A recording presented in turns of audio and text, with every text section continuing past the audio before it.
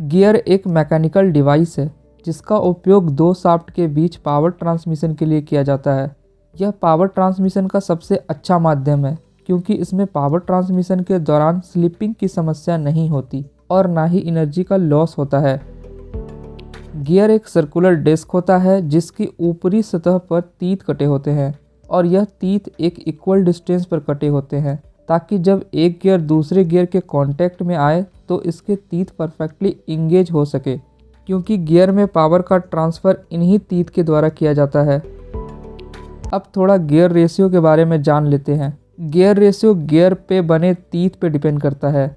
मान लीजिए यह जो बड़ा गियर है इसमें 60 तीत बने हुए हैं और इस छोटे गियर में 40 तीत बने हुए हैं।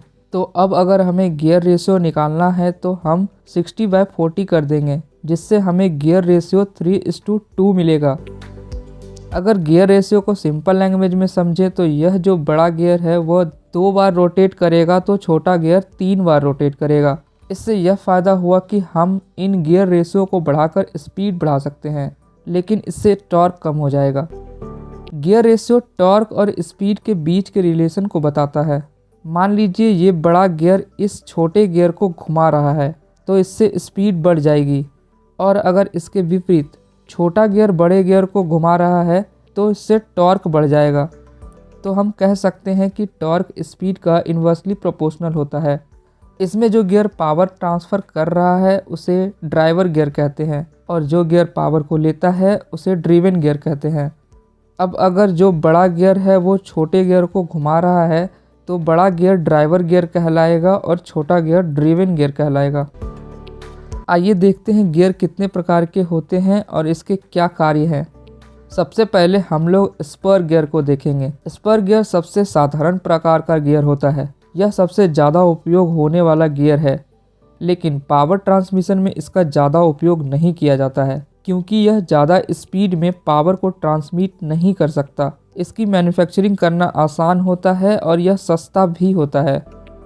इसके तीत गियर एक्सिस के पैरेलल होते हैं। जब यह गियर रोटेट करता है तो इसके तीत एक साथ कांटेक्ट में आते हैं, जिससे ज़्यादा नॉइज़ प्रोड्यूस होता है।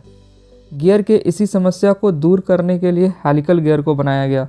हेलिकल गियर के तीत सीधे ना होकर किसी विशेष एंगल पर मुड़े होते हैं, जिसके कारण इसके तीत एक साथ कांटेक्ट में नहीं आते हैं। पहले तीत का एक पोर्शन कांटेक्ट में आता है और जब दूसरा पोर्शन कांटेक्ट में आएगा तब तक पहला छोड़ चुका होगा, कुछ इस तरीके से। हेलिकल गियर का उपयोग पावर ट्रांसमिशन के लिए किया जाता है क्योंकि इसके तीत मुड़े होने के कारण ज़्यादा स्टेबल होते हैं और इसमें स्लिपिंग की समस्या भी नहीं होती और ना ज़्यादा नॉइज़ प्रोड्यूस होता है। इसकी इफिशियंसी अच्छी होती है पर मैन्युफैक्चरिंग कॉस्ट ज़्यादा होता है। अब स्पीड को और ज़्यादा इंक्रीज़ करने के लिए हमें हैरिंग बोन गियर की ज़रूरत पड़ी, जिसे डबल हेलिकल गियर के नाम से भी जाना जाता है। यह गियर हेलिकल गियर के जैसा ही होता है, बस इसमें थोड़ा सा अंतर यह होता है कि इसमें दोनों साइड तीत कटे होते हैं जो लगभग 45 डिग्री का होता है।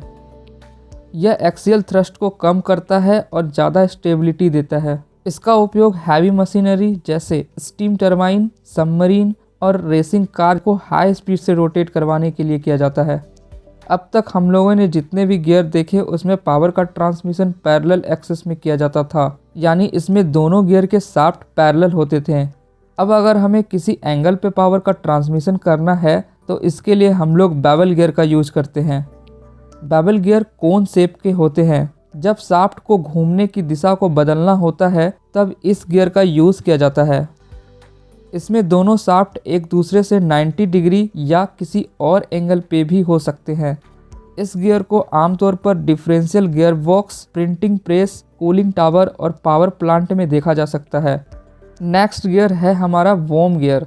वॉर्म गियर में स्क्रू शेप सिलेंड्रिकल पार्ट को वॉर्म कहा जाता है और इसमें स्पर गियर के जैसा दिखने वाले गियर को वॉर्म व्हील या वॉर्म गियर कहा जाता है। वॉर्म गियर मैकेनिज्म एक high torque transmission system provide करता है। ये मैकेनिज्म अक्सर स्पीड को कम करते हुए ज़्यादा टॉर्क प्रोवाइड करने के लिए इस्तेमाल किया जाता है, जैसे कि कन्वेयर बेल्ट, लिफ्ट सिस्टम और इंडस्ट्रियल मैकेनिज्म जैसी जगहों पे इस गियर का यूज़ किया जाता है।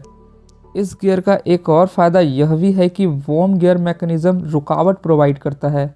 मतलब वर्म व्हील को रोटेट करवा सकता है, लेकिन वर्म व्हील वर्म को रोटेट नहीं करा सकता। इससे यह फ़ायदा हुआ कि मशीनरी को ज़्यादा सिक्योर और स्टेबल रखा जा सकता है। इसके बाद रेक एंड पिनियन गियर आता है। Rack and pinion gear system एक कॉमन टाइप का मैकेनिकल अरेंजमेंट होता है जो रोटेटरी मोशन को लीनियर मोशन में कन्वर्ट करता है। इसमें जो गियर लेफ़्ट राइट मूव कर रहा है उसे रेक कहा जाता है और जो रोटेट कर रहा है उसे पिनियन गियर कहा जाता है। जब पिनियन गियर रेक के साथ इंगेज होता है तो पिनियन को रोटेट किया जाता है, जिससे रेक लीनियर मोशन में मूव करता है। ये सिस्टम ज़्यादातर स्टीयरिंग सिस्टम में यूज किया जाता है और इसके अलावा ड्रिलिंग मशीन में लगे स्पैंडल को ऊपर अथवा नीचे करने के लिए भी यूज़ किया जाता है। नेक्स्ट गियर है इंटरनल गियर। अब तक हम लोगों ने जितने भी गियर देखे उसमें गियर के तीत बाहर की ओर होते थे, लेकिन इंटरनल गियर में तीत अंदर की ओर होते हैं। इस बड़े गियर के अंदर छोटा गियर होता है। इसमें बड़े गियर को एनुलर और छोटे गियर को पिनियन गियर कहा जाता है। इंटरनल गियर का कार्य एक्सटर्नल गियर के जैसा ही होता है, मतलब यह भी मोशन और पावर को ट्रांसमिट करते हैं, लेकिन इसका यूनिक डिज़ाइन इन्हें अलग बनाती है। इसका मुख्य कार्य गियर बॉक्स, ट्रांसमिशन सिस्टम और अदर मैकेनिकल डिवाइस में होता है, जहां स्पेस की कमी होती है या फिर किसी विशेष डिज़ाइन के लिए इसका इस्तेमाल किया जाता है। तो ये था गियर के टाइप्स। अगर आपको भी हमारी वीडियो इन्फॉर्मेटिव लगती है तो सब्सक्राइब का बटन दबाकर अपना सपोर्ट दिखा सकते हैं। धन्यवाद दोस्तों।